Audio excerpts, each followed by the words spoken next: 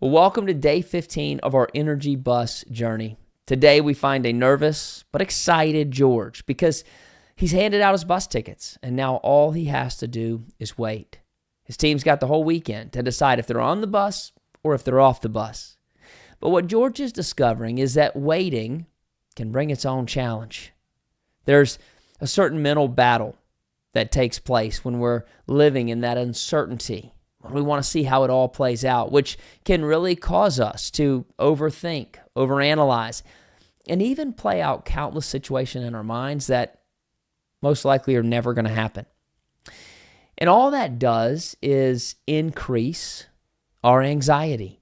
It reminds me of that old saying, patience is a virtue. It's just a virtue many of us have not quite developed yet. Because learning to be patient and steady in the face of challenges is something we all need to learn as we lead. And while George waits, he starts reflecting on one of his heroes, Abraham Lincoln. And we all have people from history who faced unbelievable challenges and setbacks, but still found a way to overcome them. And Abraham Lincoln is one of those individuals for many of us that we think about. Because before he became the 16th president of the United States, he faced countless personal and political setbacks, failure after failure, tremendous adversity that we see right here on page 63. But he did not quit. He had every reason to tap out, but he stayed in and he pushed through. And we need to think about this. Where would the United States be as a nation if Lincoln had given up? In a pretty bad place.